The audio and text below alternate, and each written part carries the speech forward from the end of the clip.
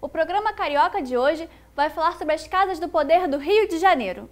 Você vai conhecer a história do Museu Nacional da Quinta da Boa Vista. Vamos fazer um passeio no Museu da República, local onde aconteceu o suicídio de Getúlio Vargas, as atuais sedes do poder do Rio de Janeiro, o Palácio Guanabara e o Palácio da Cidade.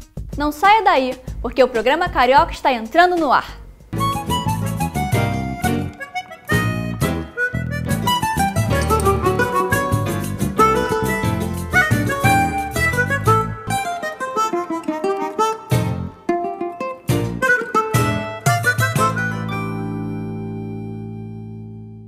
Sendo o maior museu de história natural e antropológica da América Latina, o Museu Nacional da Quinta da Boa Vista já foi residência da família imperial e hoje guarda recordações da nossa história. Fósseis de dinossauro, elementos da cultura indígena e até mesmo múmias, hoje ocupam salões por onde andavam reis, príncipes e nobres. Em janeiro de 1808, as tropas de Napoleão Bonaparte estavam prestes a invadir Portugal. Sem condições militares para enfrentar o exército francês, Dom João VI trouxe a corte portuguesa para sua principal colônia, o Brasil. Dom João veio, ficou com essa casa que já era pertencia a um libanês que tinha a sua atuação em Portugal, então luso-libanês, e ele deu a casa para o Dom João mediante um pagamento, comendas, títulos, mas foi uma questão de oferecer a sua casa, que era um local alto, em que ele poderia ter uma visão de uma boa quinta, né, de uma quinta que tinha uma boa vista, por isso o nome. Hoje, o Museu Nacional abriga diversas exposições científicas e históricas, mas poucos conhecem as histórias guardadas aqui do tempo em que ela foi residência da família imperial e sede da Assembleia Constituinte. Muitos momentos importantes da história do Brasil aconteceram no Paço de São Cristóvão. Até mesmo a proclamação da República começou nesta casa. Leopoldina e José Bonifácio, com todo o acompanhamento das questões políticas que não eram aqui no Palácio, eram lá na administração, no centro, no Paço Imperial, mas aqui, em uma discussão mais específica, eles chegam a essa conclusão, mandam uma mensagem para Dom Pedro I e aí acontece toda essa questão histórica de decretar a independência do país. Durante o reinado de Dom João VI e Dom Pedro I, a casa servia apenas como dormitório e todas as questões políticas ainda eram resolvidas no Paço Imperial, no centro da cidade. Dom Pedro II foi responsável por ampliar o palácio e trazer a sede administrativa para o Paço de São Cristóvão. Os chefes de Estado vinham aos sábados fazer as suas discussões, aos domingos vinham visitas abertas, pessoas em geral, para conversar com o imperador. Então, o palácio tinha um entra e sai, mas sem uma estrutura tão específica de segurança. As pessoas podiam entrar. O palácio não era apenas o centro da administração do Império. Grandes bailes aconteciam na residência imperial, mas nem por isso ela deixava de ser uma casa do poder. E aqui sim, nas danças tinham toda uma discussão política. Como nós sabemos, conversa de botequim, onde se discute, aqui eram as questões em que durante uma valsa, uma dança, as questões políticas eram também discutidas. Então, espaço de poder mesmo nos momentos de descontração, de lazer, da música.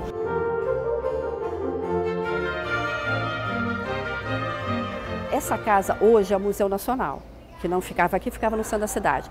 Mas as decisões em relação às ciências brasileiras, porque alguns especialistas falam que não existiam as ciências no Brasil. As ciências naturais e antropológicas, elas foram também discutidas dentro dessa casa, porque o Dom Pedro II ele dava apoio ao Museu Nacional. Não é à toa que o museu está dentro dessa casa. Dom Pedro II dava tanta importância às ciências que possuía até uma coleção com objetos históricos de vários lugares do mundo. Dentre eles, esta múmia, que foi um presente dado pelo vice-rei do Egito, Ismail Pachá, quando o imperador esteve no Cairo. O Dom Pedro II era a pessoa que era o poder em pessoa.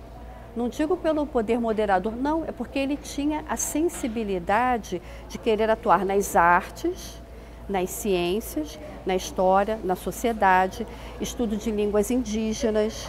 quer dizer, queria se envolver com as línguas, com as diferentes línguas da Europa, mas também conhecer as frutas, as plantas daqui do Brasil. E esta preocupação em exaltar as riquezas do Brasil está por toda parte no palácio.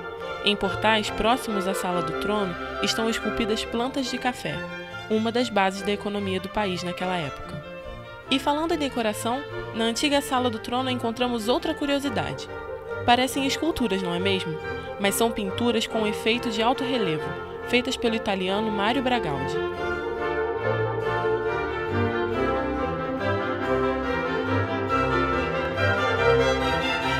O Jardim das Princesas, ainda em restauração, não está aberto ao público, mas tivemos a oportunidade de visitá-lo. Lá, encontramos um mosaico de conchas e louças feito em estilo italiano, possivelmente o primeiro deste estilo feito no Brasil. A ideia foi da imperatriz Teresa Cristina, mas todos na casa, inclusive os escravos, gostavam de adicionar novas louças quebradas ao mosaico. No jardim também encontramos outra história curiosa. Em maio de 1925, Einstein veio ao Brasil e foi ao Museu Nacional ver o meteorito do Bendegó, encontrado em solo baiano no ano de 1784. Na visita, Einstein plantou no Jardim das Princesas uma muda de pau-brasil, que cresceu e está lá até hoje. Com a proclamação da República, a família imperial foi banida do Brasil. Os republicanos decidiram apagar as lembranças do Império e esvaziaram o palácio leiloando tudo o que havia lá. Alguns pertences da família imperial foram salvos, como esta mesinha, que ficava no Jardim das Princesas e hoje está em exposição na antiga Sala do Trono. E aí, claro, que a ideia era fazer a Constituição republicana. Então, nada melhor do que mostrar que a República estava acima do momento imperial, era usar o palácio, que era a representação do poder imperial da época, até o final do século XIX, fazer essa congregação, essa Constituição republicana dentro desse espaço. O Museu Nacional está aberto ao público de terça a domingo, das 10 às 16 horas. Não saia daí, pois no próximo bloco vamos conhecer o Museu da República.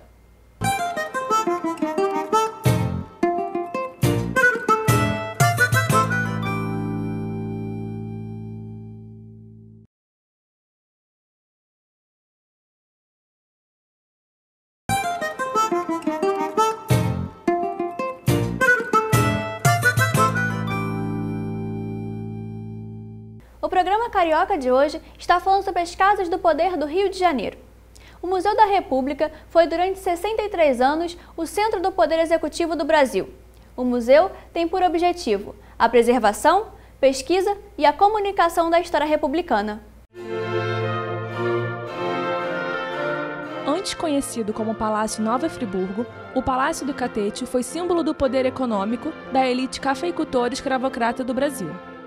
O prédio que atualmente abriga o Museu da República, ele foi construído entre os anos de 1858 e 1866, para ser a residência oficial do Barão de Nova Friburgo. Essa casa teve essa função até o ano de 1889.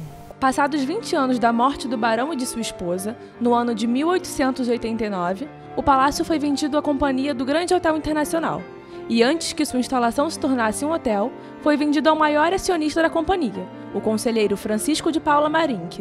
Em 1896, como ele sabe que o governo federal estava procurando uma segunda sede da presidência, que ficava no Palácio do Itamaraty, ele vende esse palácio para o governo federal no dia 18 de abril. E o governo federal, então, ele passa a ocupar esse palácio. Só que ele faz algumas pequenas alterações na parte artística, já que aqui era uma residência particular e já que ia ter uma nova função, que era a nova sede da presidência, eles contratam o Antônio Parreiras Décio Vilares, que eram pintores renomados e eram republicanos e positivistas históricos, para trabalhar nesse projeto. No dia 18 de abril de 1896, durante o mandato do presidente Prudente de Moraes, o Palácio do Catete tornou-se a sede da Presidência da República.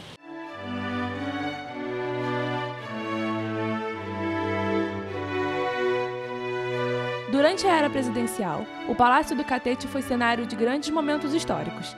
entre eles a morte de 2 presidentes.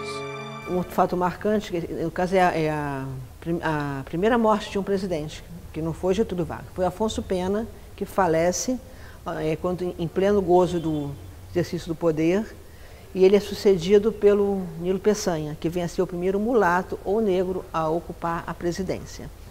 E também outro movimento aqui marcante no Palácio também é em 60, justamente a inauguração como sede de um novo museu, que mostra uma preocupação do presidente Juscelino Kubitschek com a questão cultural, já que seria muito mais fácil aqui funcionar um outro prédio da administração, da burocracia, ou então algum ministério, mas não, ele teve a preocupação de criar aqui o Museu da República, entendeu? Isso também é um outro marco importante. E o museu, ele continua cumprindo o seu papel de trabalhar, divulgar e fazer o visitante pensar e repensar os fatos históricos. Um dos locais mais marcantes no Palácio é o quarto presidencial, onde no ano de 1954, Getúlio Vargas cometeu suicídio com um tiro no peito.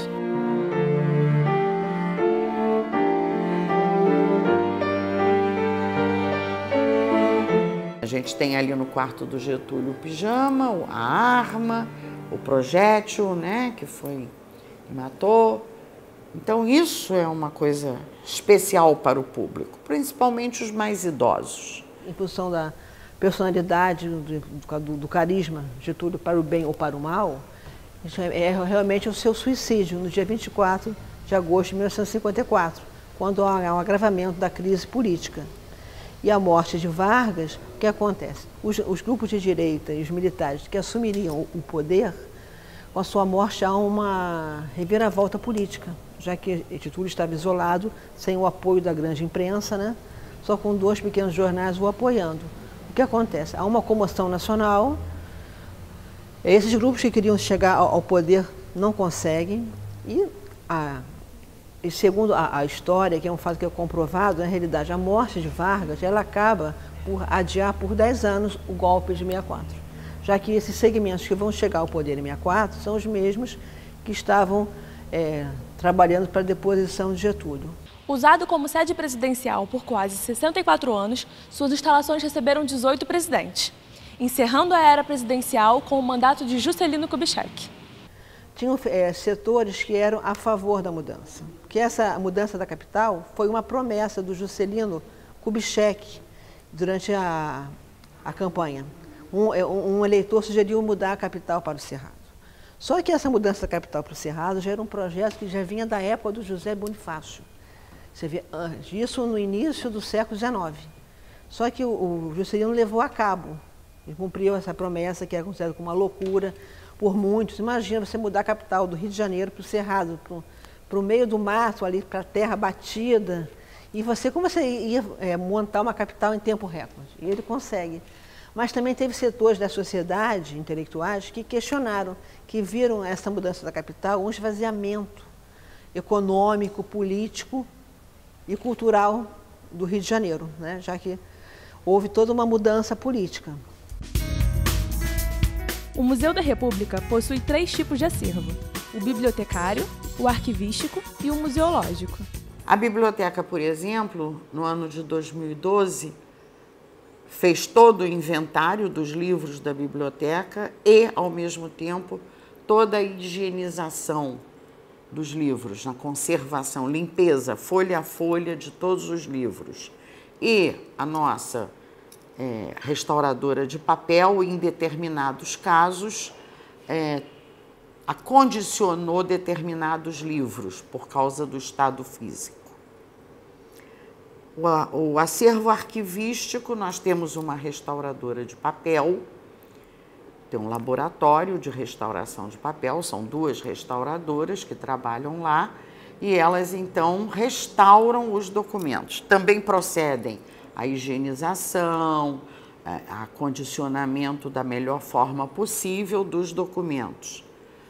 O acervo museológico, que é o objeto tridimensional, ou os quadros, o acervo bidimensional, também passam por processo de higienização e de conservação. tanto dentro do palácio, os objetos que estão em exposição, quanto os que estão guardados em reserva técnica. A gente pega um sabão neutro, põe mistura um pouco com água e vai limpando cada prato, cada talher, cada objeto que está ali exposto.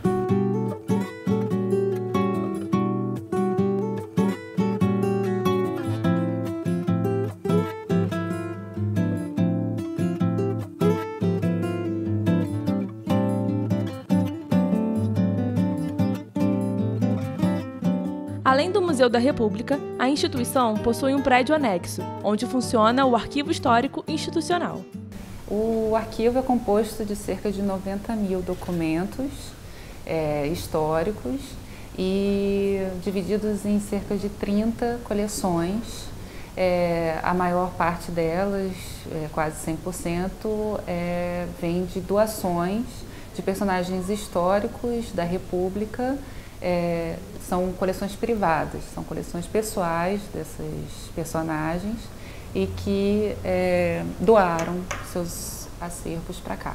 O arquivo aqui nessa área, a gente abriga os documentos, mas o laboratório de conservação e restauração, ele está ligado ao arquivo histórico, mas não só o arquivo histórico, também serve a outros tipos de acervo do museu, os outros tipos, a biblioteca e a museologia. Mas ele está ligado diretamente, administrativamente, ao arquivo histórico. O restauro é a recuperação do documento e é de documento a documento, conforme a necessidade. A conservação é o acondicionamento, é o material onde esses documentos vão ser abrigados, conservados, poliéster, o material de papel, caixas, tudo isso é feito pelo LACOR, documento a documento, conjunto por conjunto, para ser abrigado adequadamente dentro dos armários deslizantes.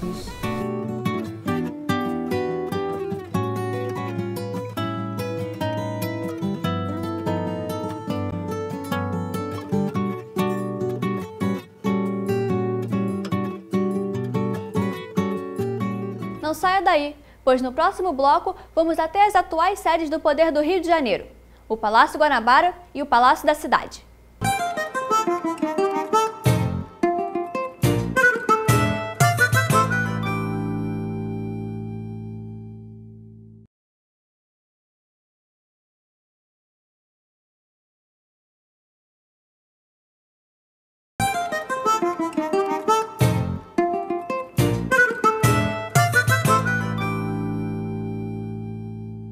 O programa Carioca está de volta e hoje estamos falando sobre as casas do poder do Rio de Janeiro. O Palácio Guanabara é a atual sede do governo, mas já pertenceu aos príncipes antes da proclamação da República. O Palácio Guanabara, em Laranjeiras, zona sul do Rio, foi construído no ano de 1843 por um português, para que fosse sua residência particular. Em meados de 1860, o palácio sofreu a primeira reforma, para se tornar a casa da princesa Isabel e do marido dela, o Conde D. A partir daí, passou a se chamar Palácio Isabel. De casa da princesa Isabel, a sede do governo do estado do Rio. Desde 1853, o Palácio Guanabara tem sido um dos principais cenários da história carioca. O palácio pertenceu aos príncipes até a proclamação da República, quando foi confiscado pelo governo militar e transferido ao patrimônio da União. De 1926 até 1947, o palácio recebeu a função de residência oficial dos presidentes da República, até que, posteriormente, passou por obras internas, que transformaram sua estrutura residencial em administrativa. Em 1908, ele recebeu uma grande intervenção, que ele deixou de ser neoclássico, passando a ser um prédio de estilo eclético. Ele cresceu para os lados, cresceu para frente, foi quando foi construída a escadaria monumental, as duas rotundas, o pórtico e as duas alças, duas alamedas laterais. Durante a grande reforma iniciada em 2009, foram encontradas importantes peças arquitetônicas, que fizeram parte do passado. Outra curiosidade legal que a gente teve na restauração foi a descoberta dos pisos de ladeiro hidráulico no pavimento térreo. E descobrimos também o piso em pé de moleque, que é original do Paço Isabel. Nessa obra de 2009, 2011, foram restaurados os jardins. E o elemento principal do jardim é a fonte de Netuno. Ela foi criada em 1908, na Grande Reforma de 1908. O traçado do paisagista Paul Villon foi mantido. Foi restaurado todos os elementos do jardim, as taças metálicas, os vasos em terracota, as estátuas, os bancos, os postes, foram todos restaurados. Durante a recente reforma, o palácio ficou fechado e a reinauguração aconteceu no dia 15 de novembro de 2011, quando volta, enfim, a sediar o governo estadual do Rio de Janeiro.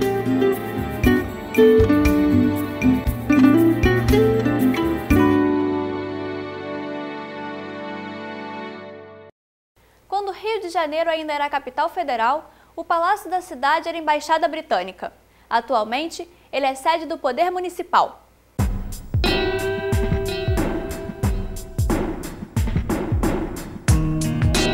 O Palácio da Cidade foi construído entre 1947 e 1949, para abrigar a Embaixada Britânica quando o Rio de Janeiro ainda era a capital federal. Feito num estilo neoclássico, chamado na Inglaterra de estilo Adam. É o estilo que a gente reconhece facilmente, por exemplo, na Casa Branca. Essa composição é neoclássica, mas sem muitos ornamentos, muito limpa, muito sóbria, composição simétrica, a gente repara bem aqui na edificação. O interior do palácio também segue o estilo neoclássico. No andar superior, há um grande salão para eventos, além de um espaço reservado para a realização de convenções, conferências e coletivas de imprensa. Ainda no segundo andar, há uma sala dedicada a entrevistas exclusivas. Esse fato de ser um pouco mais limpo, como arquitetura, talvez um pouco espelho do que acontece na arquitetura moderna, faz com que os edifícios tenham uma certa atemporalidade. E essa atemporalidade é interessante para uma casa de poder, para um local onde o poder se instala.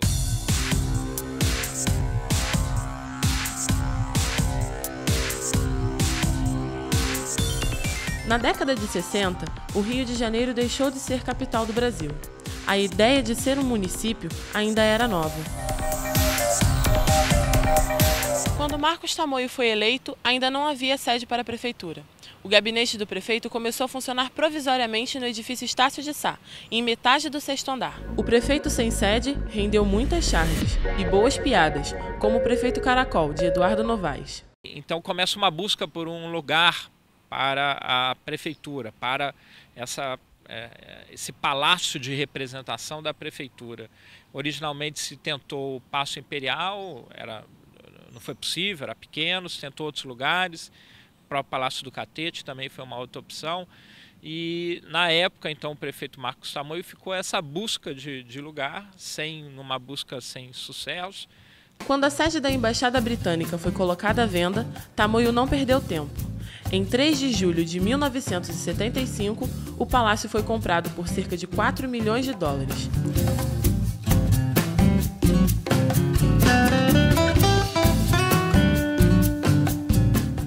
O programa Carioca chegou ao fim, mas se você quer assistir a esse e outros programas produzidos pelo Centro de TV da Uniswan, acesse o site tv.uniswan.edu.br. A gente se vê numa próxima edição. Tchau, tchau!